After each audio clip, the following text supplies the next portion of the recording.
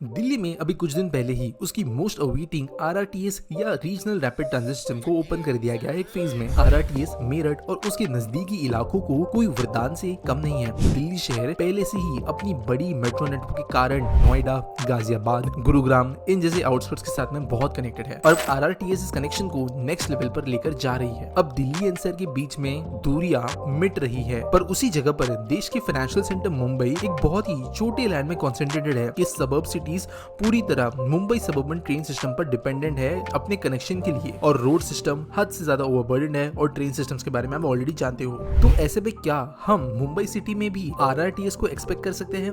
आज हम यही जानेंगे, पर आगे बढ़ने से पहले अगर आपने चैनल को सब्सक्राइब नहीं किया है तो प्लीज करिए। अब आप सभी के मन में ये जरूर ख्याल आया होगा कि आरआरटीएस को किसी भी शहर के नॉर्मल मेट्रो सिस्टम की तरह ही दिखती है, इसमें अलग क्या है?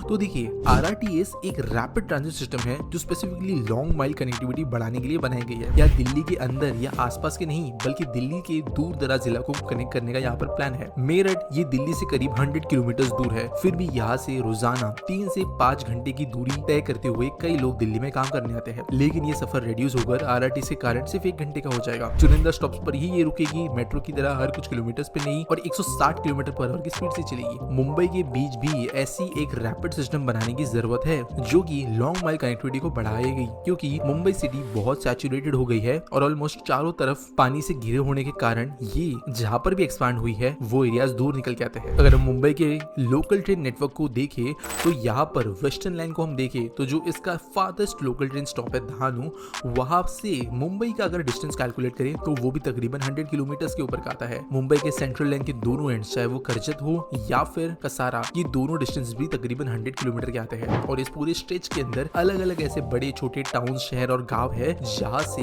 लाखों लोग डेली मुंबई ट्रैवल करते हैं और पूरी की पूरी जिम्मेदारी यहाँ पर लोकल ट्रेन के ऊपर है लोगों को ले जाने के लिए और उनके लाइवलीहुड जिसके ऊपर डिपेंडेंट है। हालांकि मुंबई के अंदर एक बहुत बड़ा मेट्रो नेटवर्क बन रहा है, लेकिन इनिशियली इस नेटवर्क के अंदर जो कंस्ट्रक्शन आज के डेट में हो रहा है वो मेन मुंबई सिटी और इसकी सबसे महत्वपूर्ण सैटेलाइट सिटी थाने के अंदर ही कनेक्टिविटी प्रोवाइड करने के सबसे दिया गया है। जो दूर दराज की पॉपुलेशन है उनके लिए यहाँ पर कोई विकल्प नहीं है। सबर्बन ट्रैक्स की अगर हम बात करें तो यहाँ पर अब एक्सपेंशन का स्कोप ज्यादा नहीं बचा। मुंबई के ज्यादातर सेक्शंस के अंदर लोकल ट्रेन रश आवर के दौरान 90 सेकंड के फ्रीक्वेंसी के साथ में चलती है और अब इंडियन रेलवेज इसको और नहीं बढ़ा सकती। इसके कारण आउटर रीजन्स में ट्रैक्स की डबलिंग, क्वाड्रुपलिंग जैसे काम किए जा रहे हैं, लेकिन फिर भी ये फ्यूचर में और इनफैक्ट आज के हिसाब से भी इनफ नहीं होगा। तो इसलिए मुंबई को सिर्फ एक नहीं बल्कि मल्टीपल आरआरटीएस लाइंस की जरूरत है। और इस पर मैंने पहले एक विषय पे वीडियो भी बनाया भी था जहाँ पर मैंने आरआरटीएस के इमेजिनरी लाइंस की श्रृंखला बनाई थी मुंबई के लिए, जिसे आप इस वीडियो के बाद में देख सकते हैं। लेकिन आज हम दिल्ली मेरठ की तरह मुंबई से भी करीब 150 किलोमीटर दूर आने वाले एरिया की कनेक्टिविटी को बढ़ाने पर जोर दे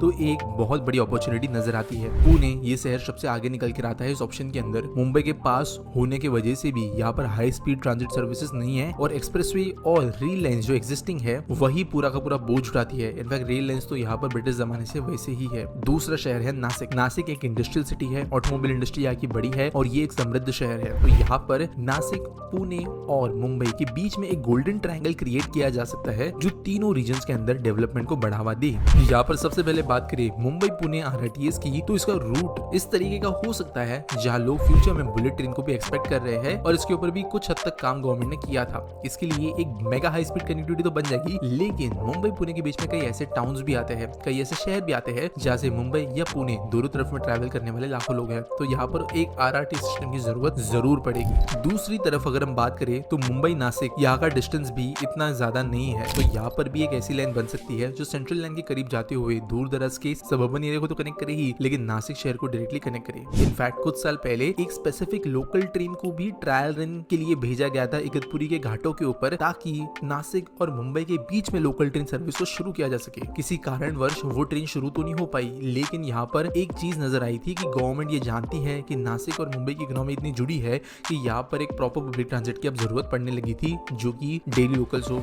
जो लोग नहीं जानते उनको बता दूं कि लोकल ट्रेन सिर्फ मुंबई में नहीं चलती बल्कि लोनावला से लेकर पुणे के बीच में भी लोकल ट्रेन चलती है और खोपोली से लेकर लोनावला तक घाट सेक्शन होने के कारण यहाँ पर लोकल ट्रेन चल नहीं पाती, वरना पुणे तक लोकल ट्रेन हमें पहले से देखने को मिलती और सेम नासिक को भी। और ये यही दर्शाता है कि नीड किसी चीज की पहले से है और कॉम्प्रोमाइजेस के जरिए आज के डेट में चीजें चल रही है। इसकी वजह से दूर दराज रहने वाले मुंबई के सबर्ब्स को भी डेवलप होने का एक साथ साथ मौका मिलेगा और specially land price prices, property prices की हम बात करें तो वो भी अफोर्डेबल लेवल तक पहुंचेगी दूर दराज के इलाकों के अंदर, जहां से लोग ट्रैवल कर पाएंगे कंफर्टेबली। उम्मीद करता हूं आपको ये वीडियो अच्छी लगी होगी। मुझे जरूर बताना कमेंट्स में आपको इसके बारे में क्या लगता है। मिलेंगे अगले वीडियो में।